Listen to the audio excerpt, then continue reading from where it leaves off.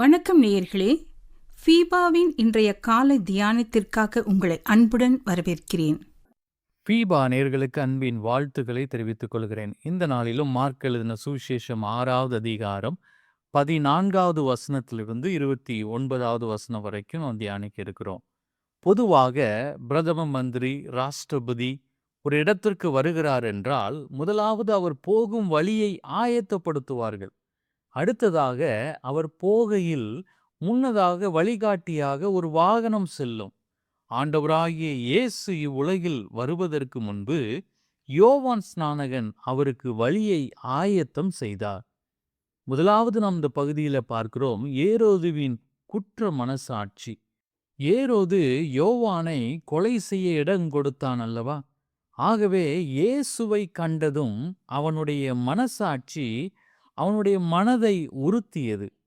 ரோமர் 2வது அதிகாரம் 15வது வசனத்துல நாம் வாசிக்கிறோம், அவர்களுடைய மனசாட்சியும் கூட சாட்சியிடுகிறதினாலும் குற்றம் உண்டு குற்றம் இல்லை என்று அவர்களுடைய சிந்தனைகள் ஒன்றையொன்று தீர்க்கிறதினாலும் நியாயப்பிரமாணத்திற்கேற்ற கிரியை தங்கள் இருதயங்களில் எழுதியிருக்கிறதென்று காண்பிக்கிறார்கள் என்று நாம் வாசிக்கிறோம்.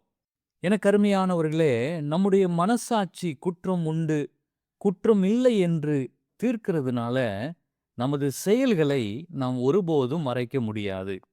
இரண்டாவது, யோவானின் சாட்சியான வாழ்வு.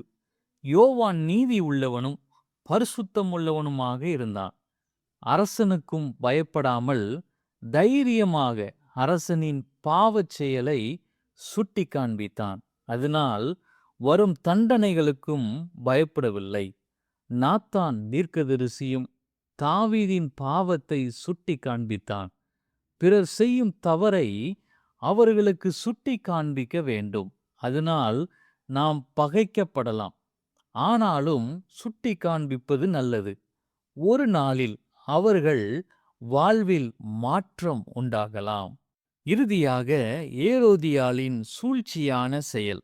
மார்க் எழுதின சுவிசேஷம் 6வது அதிகாரம் 19வது வசனத்துல நாம் வாசிக்கிறோம், ஏரோதியாளும் அவனுக்கு சதி நினைத்து அவனை கொன்று போட மனதாயிருந்தாள்.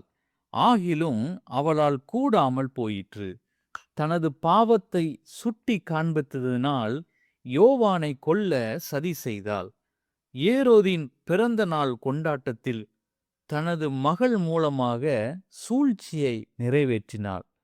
பாவ வாழ்க்கையிலிருந்து விடுபடுவதற்கு பதிலாக மேலும் கொடிய பாவம் செய்ய தனது மகளையே பயன்படுத்தினாள். எவ்வளவு கொடூரமான அகந்தையும் உள்ள ஏரோதியாள்!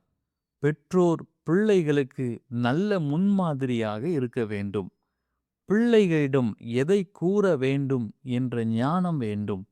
இந்த நாட்களிலே பிள்ளைகளுக்கும் பெற்றோர்களுக்கும் ஒரு பெரிய கேப் ஏற்படுகிறதை நாம் பார்க்க முடிகிறது. பெற்றோர்கள் தங்கள் வேலை பளுக்களின் நிமித்தமாக அவர்கள் வேலைக்கு சென்று விடுகிறனர். ஆனால் பிள்ளைகளுடைய நிலைமை, அவர்கள் என்ன செய்கிறார்கள், அவர்கள் எதை பார்க்கிறார்கள் என்பதை இங்கே கண்டுகொள்ள முடியாத, கவனிக்க முடியாத ஒரு சூழ்நிலை ஏற்பட்டு வருகிறது. இது நிமித்தமாக இந்த நாட்களிலே நாம் பார்க்கிறோம், பிள்ளைகள் ஒரு மிகவும் இக்கட்டான சூழ்நிலைகளுக்குள்ளாக தள்ளப்படுகிறதை நாம் பார்க்கிறோம். அதே நேரங்களிலே பல வேளைகளிலே நம்முடைய சூழ்ச்சியை நிறைவேற்றுவதற்கும் இந்த நாட்களிலே பெற்றோர்கள் தங்கள் பிள்ளைகளை பயன்படுத்துகிறார்கள். நம்முடைய சூழ்ச்சியை நிறைவேற்ற பிள்ளைகளின் வாழ்வை நாம் பாழாக்கக்கூடாது. மன்னன் ஏரோதியால் விரித்த வலையில் அகப்பட்டு கொண்டான். தன்னுடைய விருப்பத்திற்கும் நியாயமான தீர்ப்புக்கும் எதிராக அவன் அந்த விண்ணப்பத்திற்கு இசைந்து கொடுக்க வேண்டியதாயிற்று. பாவமானது அவனை வலைப்பின்னலை போன்று சுற்றி கொண்டது என்பதை நாம் இந்த பகுதியிலே மார்க் 6வது அதிகாரம் 26வது வசனத்திலே நாம் வாசிக்கிறோம். அப்பொழுது ராஜா மிகுந்த துக்கம் அடைந்தான். ஆகிலும் ஆணையின் நிமித்தமும் கூட பந்தி இருந்தவர்களின் நிமித்தமும் அவளுக்கு அதை மறுக்க மனதில்லாமல் உடனே அவனுடைய தலையை கொண்டு வரும்படி சேவகனுக்கு கட்டளையிட்டு அனுப்பினான் என்று நாம் பார்க்கிறோம்.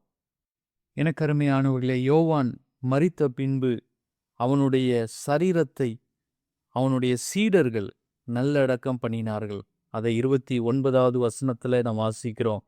அவனுடைய சீஷர்கள் அதை கேள்விப்பட்டு வந்து அவன் உடலை எடுத்து ஒரு கல்லறையில் வைத்தார்கள்.